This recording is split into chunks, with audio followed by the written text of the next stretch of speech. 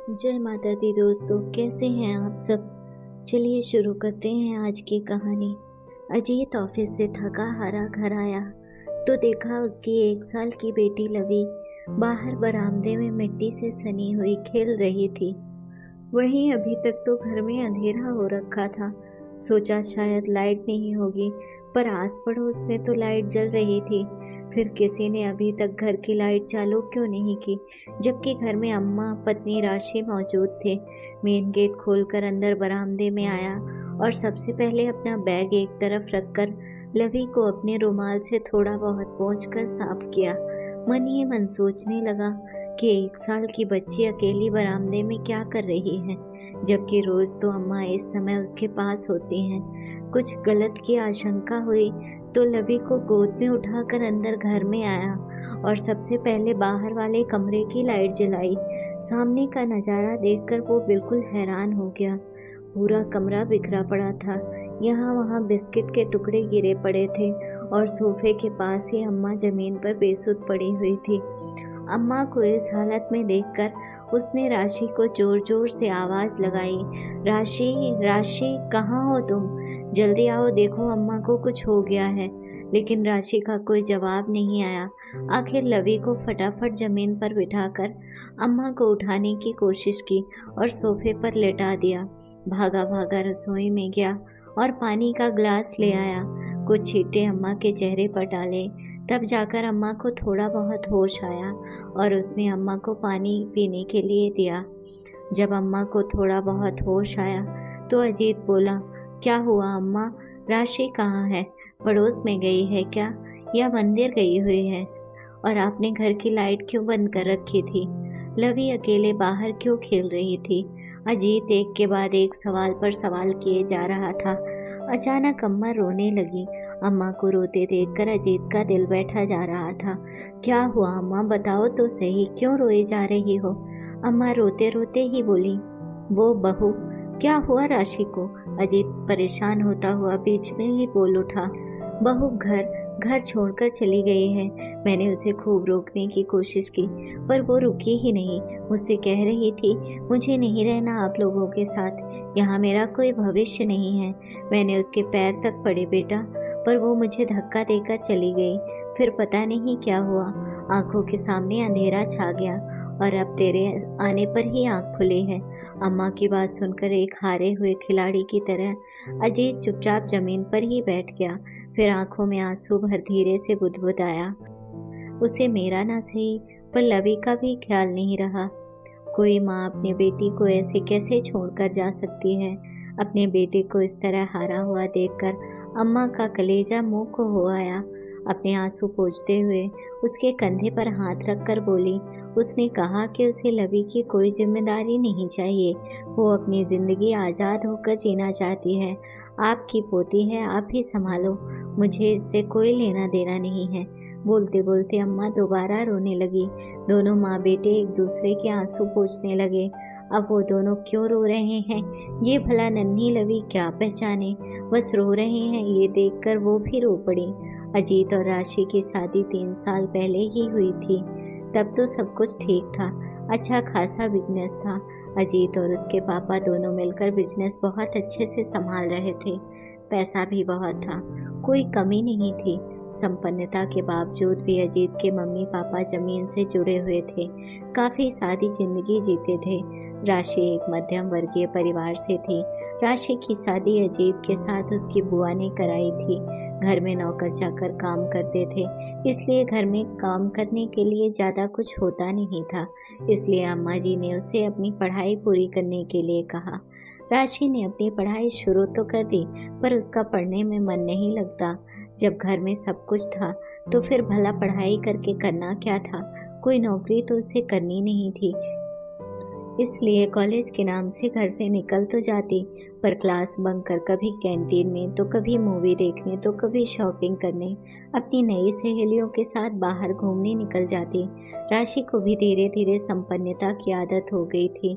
आए दिन वो अजीत से पैसे मांगती।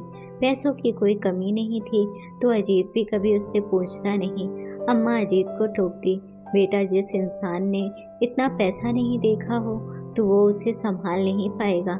कुछ तो अनुशासन में होना ही चाहिए। वो पैसे मांगती है और तू दे देता है, ये तक भी नहीं पूछता कि वो पैसा कहाँ खर्च करती है। अजीत भी हंसकर टाल देता।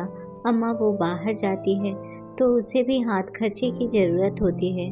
बेटा, हाथ खर्चे में और फिजूल खर्चे में फ़र्क होता है जो तू समझ नहीं रहा। अम्मा की बात सुनकर अजीत हंस देता। अम्मा, उसी के लिए तो कमा रहा हूँ। इतना कमाने के बाद भी अगर पत्नी पैसों के लिए परेशान हो जाए तो फिर मेरे कमाने का क्या फ़ायदा। और फिर वो कॉलेज जाती है तो दोस्तों के साथ थोड़ा बहुत तो चिल करेगी ही ना। बेटे के आगे अम्मा कुछ कह नहीं पाती। पिछले साल जब लवी का जन्म हुआ तब भी बहुत बड़ा आयोजन हुआ, लेकिन 10 महीने पहले फैक्ट्री में आग लग गई जिसके कारण भारी नुकसान उठाना पड़ा। ऊपर से अभी तक इंश्योरेंस का क्लेम नहीं मिला क्योंकि किसी ने गलत अफवाह फैला दी थी कि जानबूझकर फैक्ट्री में आग लगाई है। बस तब से इन्वेस्टिगेशन चल रही है। इसी बीच 3 महीने पहले अजीत के पापा का हार्ट अटैक से देहांत हो गया। सब कुछ बिखर गया। लेनदार तो अपने कर्ज लेने के लिए आने लगे, पर देनदार सारे मुंह छुपाकर बैठ गए। आखिर थक हार कर पिछले महीने ही अजीत ने बंगला, गाड़ी सब कुछ बेचकर कर्जदारों का भुगतान किया। उसमें भी अभी कुछ कर्ज बाकी रह गया। अजीत सब कुछ संभालने की कोशिश कर रहा था, वापस सब कुछ समेटना चाहता था, पर उसे ये अंदाजा नहीं रहा कि इस समेटने के चक्कर में उसकी पत्नी उससे छूटे जा रही है। जब से इस किराए के घर में आए हैं तब से हालत और बदतर हो गई है। राशि को नौकर चाकर की आदत लग चुकी थी तो घर के काम तो उससे होते नहीं थे। अम्मा उसकी पूरी मदद करने की कोशिश करती थी, पर वो तो जरा जरा सी बात पर चिढ़ जाती थी। यहाँ तक कि लवी को भी नहीं संभालती। अब तो आए दिन वो अजीत से भी लड़ पड़ती थी। कब तक रहना पड़ेगा ऐसी हालत में मुझसे नहीं होते घर के कामकाज। कम से कम एक आया तो रख लो लवी के लिए। कैसे संभालूं इसे? मैंने कोई बच्चे नहीं संभाले पहले। कैसी बातें कर रही हो तुम? राशि तुमसे ज़्यादा लवी तो अम्मा के पास रहती है और वो तुम्हारी बेटी है। क्या तुम उसे संभाल नहीं सकती? क्या ज़िंदगी हो गई है मेरी? पैसे पैसे से मोहताज कर दिया है तुमने मुझे, इसलिए शादी करके लाए थे क्या मुझे? उसकी बात सुनकर अजीत हक्का बक्का रह गया। तुम जिस घर से निकलकर इस घर में आई थी ना, उस घर में तो इतनी सुविधा नहीं थी। अच्छे दिन नहीं रहे तो बुरे दिन भी नहीं रहेंगे। तुम थोड़ा तो सपोर्ट करो। मैं वैसे ही परेशान होकर ऑफिस से घर आता हूँ और तुम फिर ये सब शुरू कर देती हो। राशि पैर पटकते हुए अपने कमरे में जाकर बैठ जाती। ना खाना बनाती और ना ही परोसती और ना ही कोई और बात। अम्मा ही लवी को खाना खिला पिलाकर उससे अपने पास सुला लेती, लेकिन आज वो इतना बड़ा कदम उठा लेगी उसकी उम्मीद उसे बिल्कुल नहीं थी। आज वो अजीत का घर छोड़कर हमेशा के लिए दहलीज लांघ कर चली गई।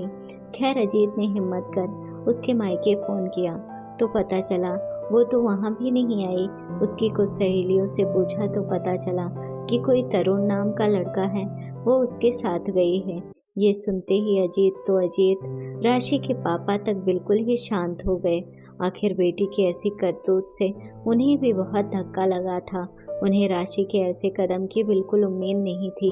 पैसों की ऐसी क्या चादर ओढ़ी उनकी बेटी ने जो परिवार को परिवार ही नहीं समझा। यहाँ तक कि 1 साल की बेटी को छोड़कर चली गई। पर जिंदगी कहीं रुकती है क्या?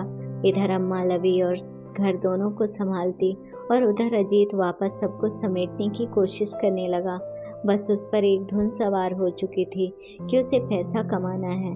आखिर उसकी मेहनत रंग लाई। 2 महीने बाद जाकर फैक्ट्री का केस अजीत जीत ही गया और इंश्योरेंस क्लेम पास हो गया। क्लेम का जो पैसा आया उसमें जो सबसे पहले जो थोड़े बहुत कर्जदार थे उनका कर्जा चुका दिया।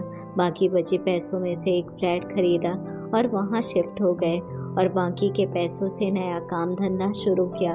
बिजनेस का अच्छा खासा नॉलेज और मार्केट पर पकड़ होने के कारण अजीत का ये काम भी चल निकला। धीरे धीरे वो तरक्की कर ही रहा था कि एक दिन अचानक राशि लौट कर आ गई। उसे अचानक देखकर अजीत हैरान रह गया। आखिर 6 महीने बाद ही लौट कर आने का क्या तुक है? राशि अब उससे माफ़ी मांगते हुए दोबारा उसकी ज़िंदगी में अपनी जगह चाहती थी, लेकिन अजीत ने उसे अपनाने से इनकार कर दिया। इस पर राशि ने अपने माता पिता को अजीत के घर ही बुला लिया। वो लोग घर आए भी, पर उन्होंने साथ अजीत का ही दिया। पर मैं अब कहाँ जाऊंगी? मेरे पास तो कुछ भी नहीं है। तरुण ने भी मुझे साथ रखने से इनकार कर दिया और फिर मैं लवी की माँ हूँ, उस पर मेरा हक है। राशि अचानक लवी पर हक जताते हुए बोली, लेकिन लवी तो अपने आप उससे छुड़ाने की कोशिश करने लगी। भला 1.5 साल की बच्ची उसे कैसे पहचानेगी? अपने आप को छुड़ाने की नाकाम कोशिश करती लवी रोने लगी। यह देखकर अजीत बोला, तुम और लवी की माँ? माफ करना, तुम्हें तो पता ही नहीं कि बच्चे कैसे पाले जाते हैं। वो बच्ची तक खुद को तुमसे छुड़ा रही है। कभी गोद में प्यार से लिया भी था उसे? जिस रास्ते आई उसी रास्ते चली जाओ। तुम्हारा इस घर पर अब कोई हक नहीं और ना ही हमारी जिंदगी में तुम्हारा कोई लेना देना है। राशि ने बड़ी उम्मीद के साथ अपने पापा मम्मी की तरफ देखा, लेकिन इस बार उसके पापा बोले, हमसे कोई उम्मीद मत करना। ये तो तुम्हें पहले सोचना चाहिए था। कोई छोटी बच्ची तो नहीं थी जो तुम्हें कोई बहका कर ले गया हो। एक बच्ची की माँ थी तुम। अरे परिवार ना सही, अपनी बच्ची को देखकर भी तुम्हारा दिल नहीं पसीजा था। कैसे उसे छोड़कर जा रही हो? आखिर जब किसी ने साथ नहीं दिया तो राशि को वहां से चुपचाप जाना पड़ा। कुछ दिनों बाद ही उसका और अजीत का तलाक भी हो गया। राशि जहाँ कोई छोटी मोटी नौकरी कर अपना गुजारा जैसे तैसे कर रही थी, वहीं अजीत अब अपनी अम्मा और अपनी बेटी के साथ खुश था। अगर आपको ये कहानी अच्छी लगी हो तो अपने दोस्तों के साथ भी शेयर कीजिए और कमेंट में ज़रूर बताइए कि कैसी लगी ये कहानी। और हाँ, चैनल को सब्सक्राइब करना ना भूलें। धन्यवाद।